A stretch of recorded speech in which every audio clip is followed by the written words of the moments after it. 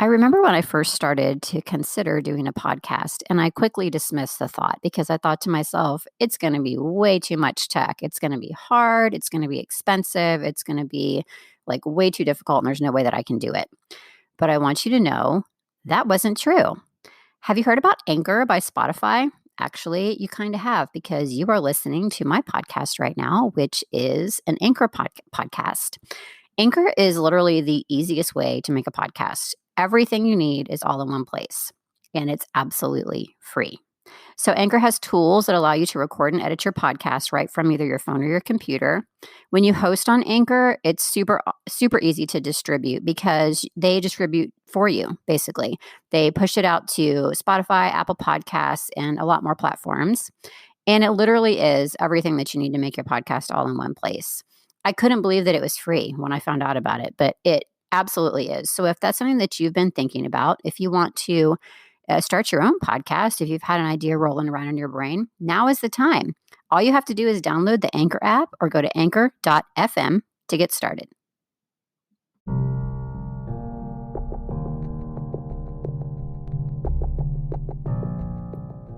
Hey there, I'm Julie, and this is the Married to Addiction podcast. If you're here, then you're probably what I call my secret sister. We're in a situation we never asked to be in and fighting a battle we never wanted to fight. We're faith-filled women who are married to an alcoholic, and it affects every inch of our lives. If that sounds like you, then this is a safe place for you to land. Married to Addiction is a faith-based podcast where I help you find the tools and strength you need to navigate your husband's addiction without losing yourself in the process. So please subscribe and tune in as often as you can, because your husband's recovery is important, but so is yours.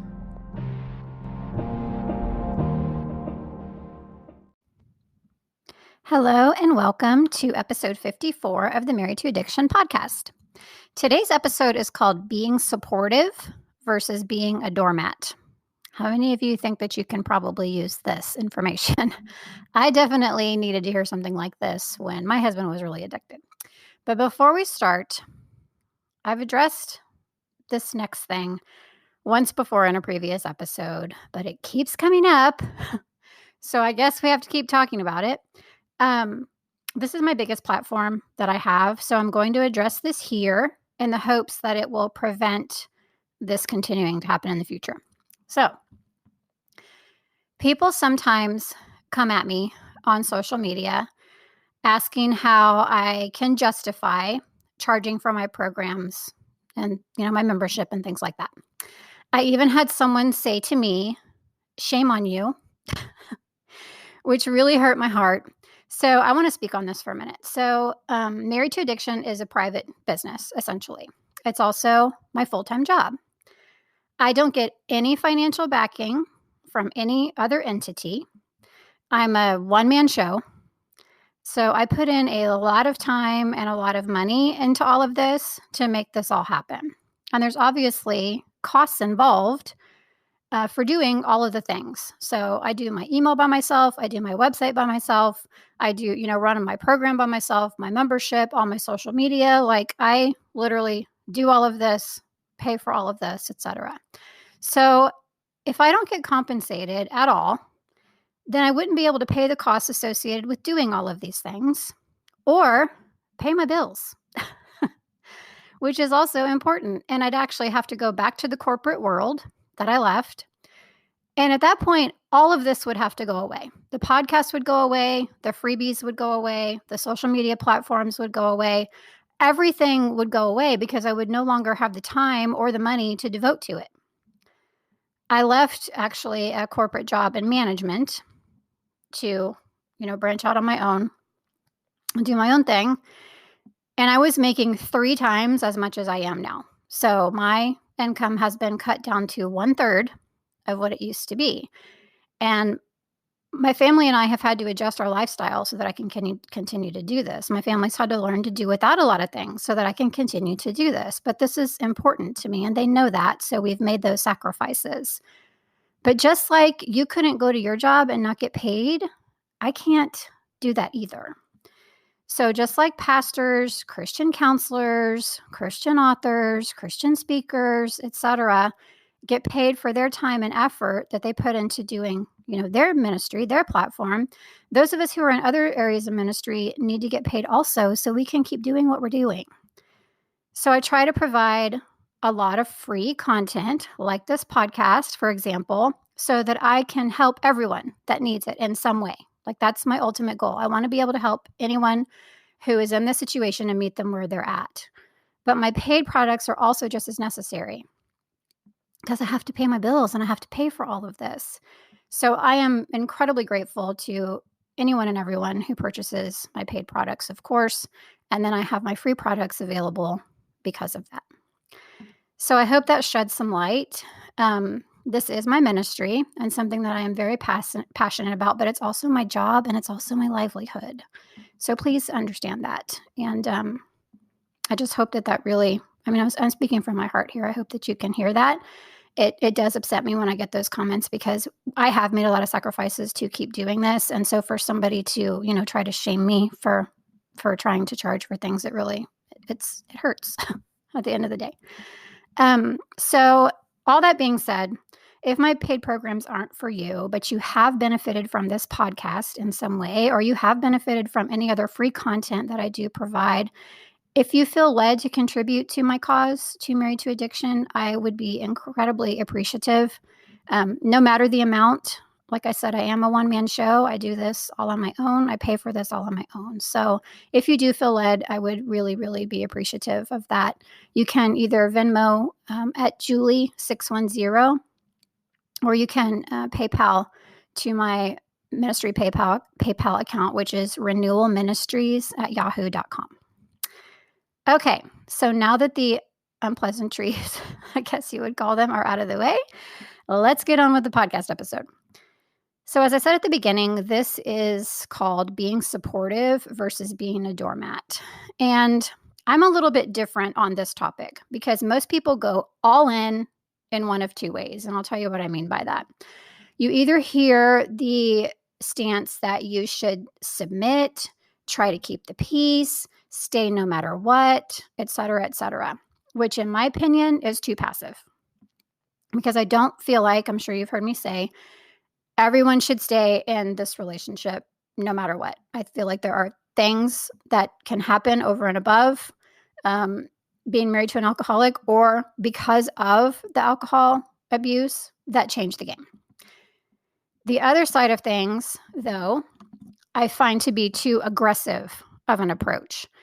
The thought process of he's a terrible person. I actually heard somebody, this was surprising to me because this was a Christian, on a Christian platform, but she referred to husbands as selfish monsters.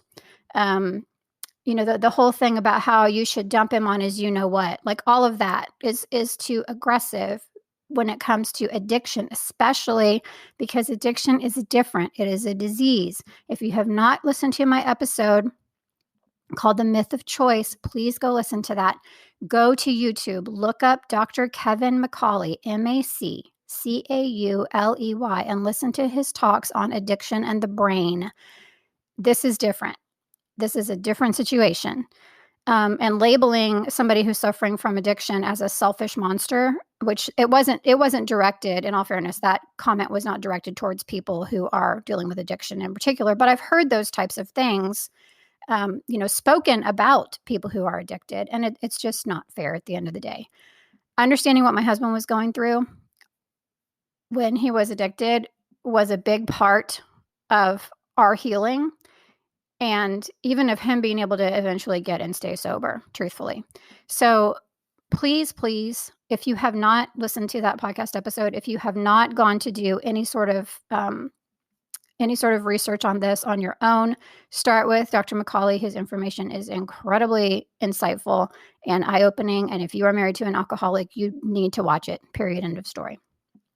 When I realized that basically it wasn't what my husband was going through, when I started to see things from his side, it wasn't any longer me against him, which made a huge difference because at that point it started feeling like it was us again.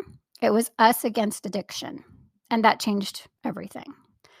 So it's really important to me because of what a big impact that had on my own personal situation, that I impart the importance of that to you, that it's super, super important to see both sides of this struggle.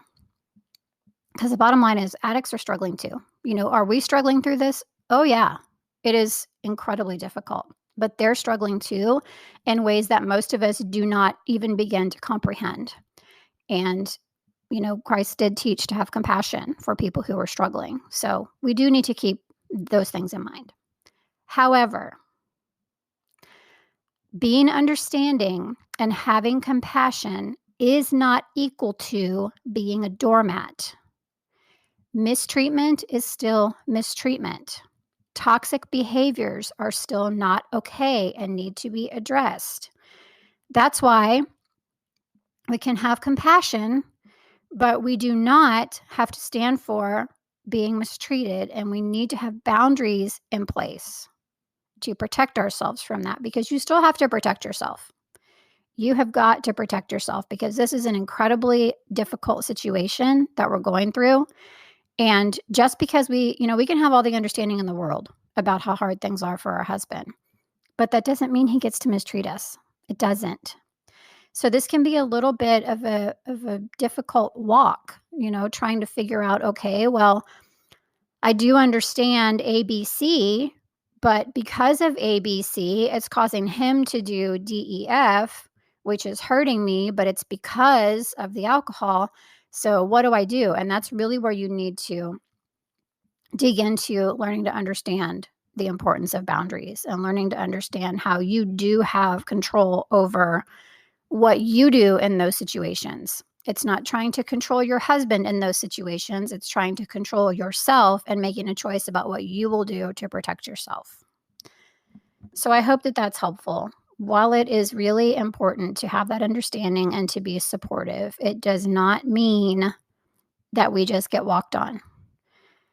If you need additional help and guidance around that, it is something that, of course, we do work on in detail in the Secret Sister Circle, which is my private coaching membership, paid membership, that will help you go deeper on a lot of this stuff that we talk about on the podcast. So I don't, I can't have like 3-hour-long podcast episodes. I mean, I could, but no one would ever listen to them. Plus, I don't really have that kind of time.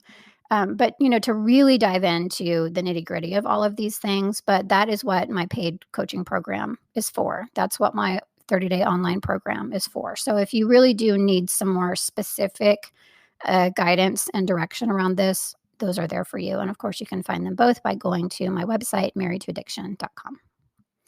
So I hope that's been helpful. As always, thank you so much for listening, and I will see you next time.